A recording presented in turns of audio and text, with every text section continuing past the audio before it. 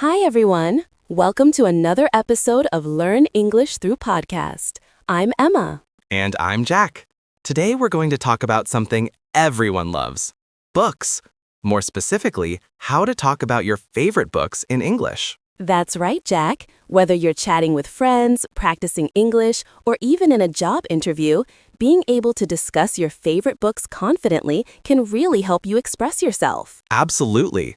And we'll give you examples, expressions, and natural ways to keep a conversation flowing. So let's start simple. If someone asks you, "What's your favorite book?" the easiest way to answer is just by stating the title and the author. For example, you could say, "My favorite book is To Kill a Mockingbird by Harper Lee." Right. And then you can add a reason. Why do you like it? That makes your answer more interesting. For example, I love this book because it teaches a lot about empathy and understanding other people. Another tip is to talk about the characters or the story. People love hearing why you connect with a character. For example, "I really like the main character because she is brave and independent." And don't worry about using long sentences. You can keep it simple and natural. Something like, I enjoy reading this book because the story is exciting and the characters feel real. That works perfectly in casual conversation. Now, if you want to take it a step further, you can mention when you first read the book. For example, "I first read this book when I was 15, and it really inspired me to start writing." That's a great idea because it adds a personal touch. People love stories behind why a book is special to someone. It makes the conversation more engaging. Another way to describe your favorite book is by talking about the genre. For example, you could say, "I love fantasy books because they let me escape to another world." Or if you like mystery, you could say, mystery novels are my favorite because I enjoy trying to solve the puzzles before the characters do. This kind of detail makes your conversation more vivid. And don't forget about emotions. Books often make us feel something, and sharing that is a great way to practice English. You could say, "This book made me laugh a lot," or "I cried when I finished the story." That's right. Using feelings in your description makes your speech more natural and engaging. It's also a good way to learn adjectives and expressions in English. Okay, Jack. Now let's try a small conversation example. Imagine I ask you, "Jack, what's your favorite book?" Sure, I could answer. My favorite book is 1984 by George Orwell. I really enjoy it because it makes me think about society and freedom. The story is intense and the main character is fascinating. I first read it a few years ago and it really stayed with me. That's perfect. You gave the title, the author, reasons, and personal experience, all in a natural way. And that's exactly what we want to show our listeners. You don't need complicated language. Just be clear and share your thoughts. Now, let's move on to some expressions you can use to discuss books more fluently. When talking about books, one very useful phrase is "one of my all-time favorites." For example, you could say, "One of my all-time favorite books is Pride and Prejudice because of the clever dialogue and interesting characters." That's a great phrase. Another way to express enthusiasm is using "I'm really into." For instance, I'm really into historical novels because they teach me about the past in an engaging way. You can also compare books to explain why one stands out. For example, "I've read many mystery novels, but this one is by far the most thrilling."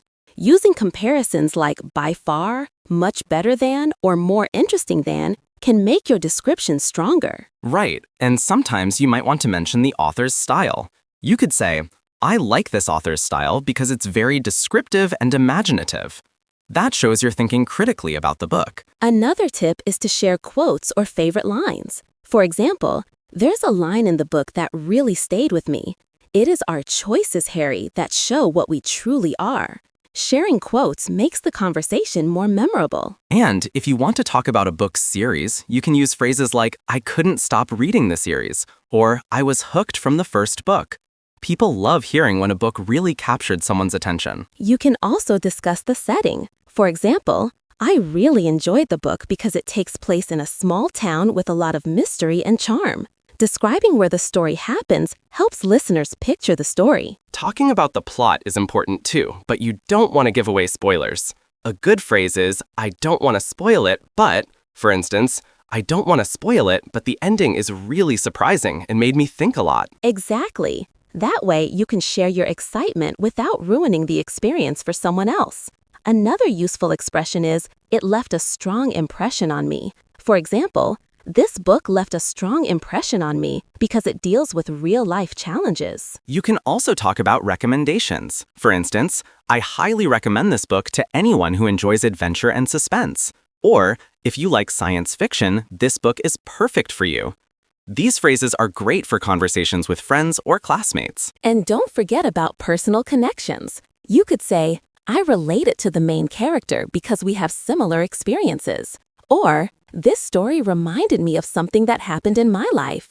Personal connections make your conversation feel natural and genuine. One more tip is to discuss the emotions the book evokes. For instance, this book really made me think deeply about friendship and loyalty. Or, it was so heartwarming, I couldn't put it down. And if you're comparing two books, you can use phrases like, I enjoyed this one more than the last book I read because, or, this story was more engaging than I expected. Comparisons are a natural way to express opinions in English. Let's try a conversation example.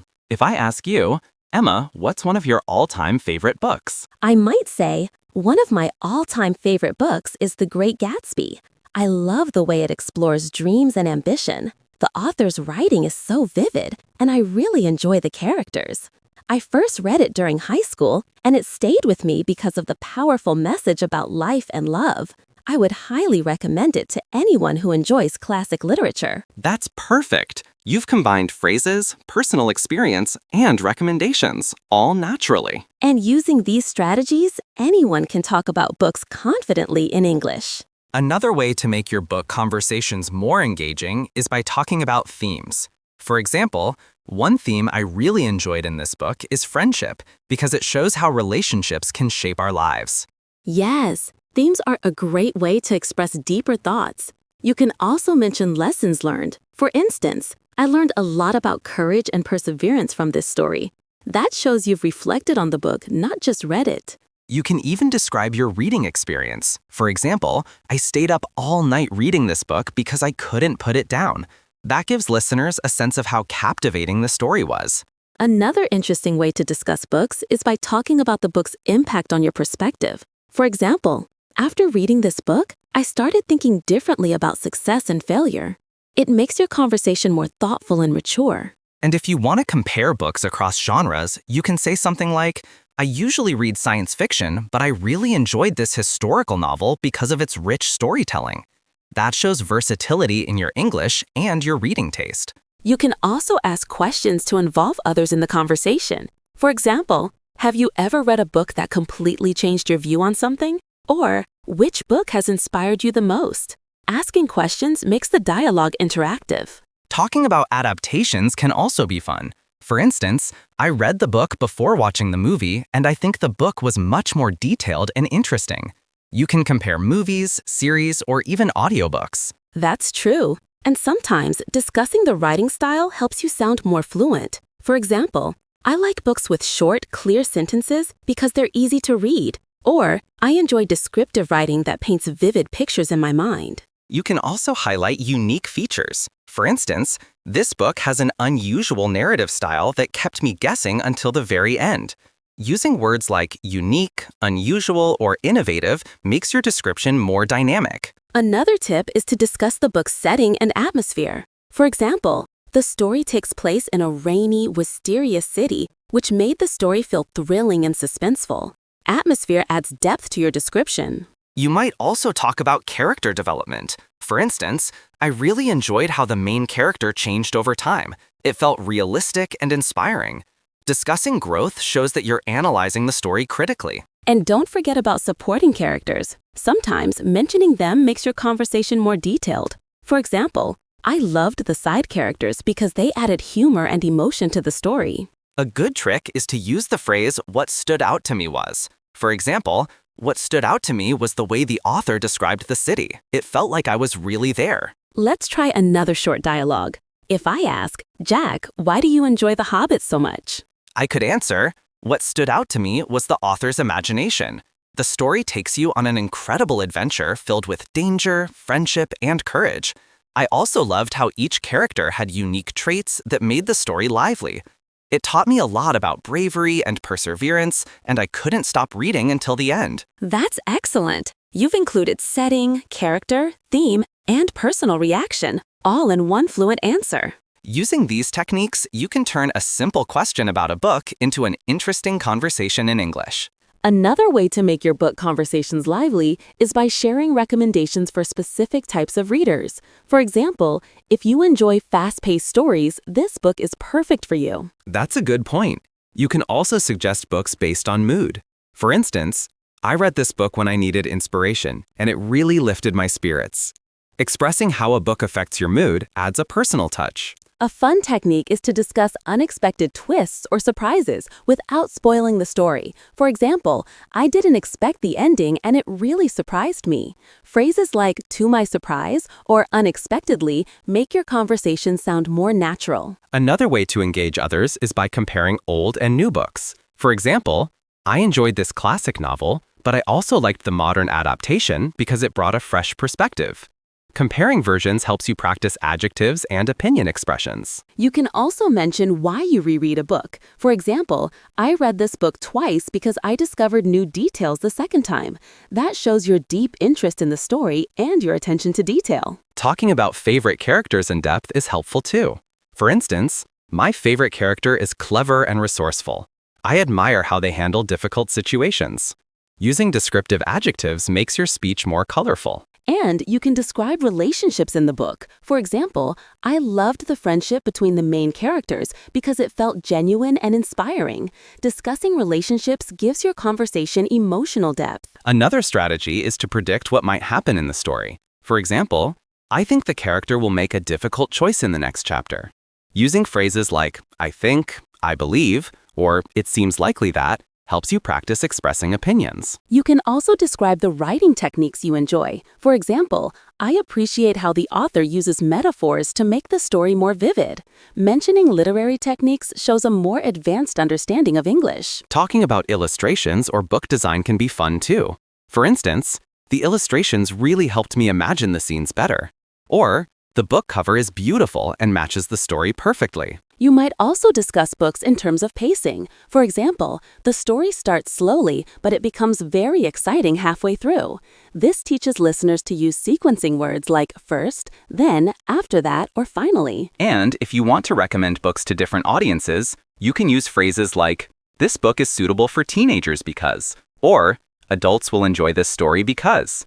It makes your advice clear and specific. A great interactive tip is to ask hypothetical questions. For example, if you could meet any character from this book, who would it be? These questions encourage conversation and make it more fun. You can also invite others to compare characters. For instance, which character do you think is braver and why?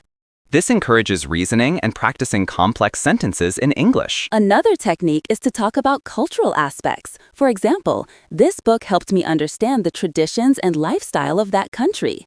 It's an interesting way to mix language practice with cultural knowledge. Let's try a dialogue example. If I ask, "Emma, why should someone read Anne of Green Gables?" I could answer, "This book is perfect for anyone who enjoys heartwarming stories. The main character is imaginative and full of energy, and the story shows the beauty of nature and friendship. I also loved the humor and small life lessons sprinkled throughout. It taught me a lot about kindness, and I think it's suitable for both young readers and adults who enjoy nostalgic stories." That's a very detailed answer. You included character, theme, emotions, and audience all in one response. Another way to improve your book conversations is by expressing your opinions with more nuance. For example, you could say, "I enjoyed most parts of the book, but some chapters felt a bit slow." That's a good tip. You can also use phrases like, "I was impressed by," or "I wasn't very satisfied with." For example, "I was impressed by the author's ability to describe emotions, but I wasn't very satisfied with the ending." When discussing books, it's also helpful to talk about pacing and tension. For example, the story builds tension gradually, keeping me curious about what will happen next. Words like gradually, intensely, and suddenly help your English sound more precise. Another interesting strategy is to talk about symbolism. For example, the author uses the river as a symbol of freedom throughout the story. This adds depth to your conversation and shows analytical thinking. You can also compare the book to real-life experiences. For example, this story reminded me of my childhood because the adventures were similar to what I experienced. Using personal anecdotes makes your conversation engaging. Discussing narrative perspective can be useful too. For instance, I like that the story is told from the main character's point of view because it helps me understand their thoughts and feelings. It's an advanced way to show your English proficiency. And if you're discussing multiple books, you can use phrases like, in comparison to the last book I read, this one was more thought-provoking and detailed.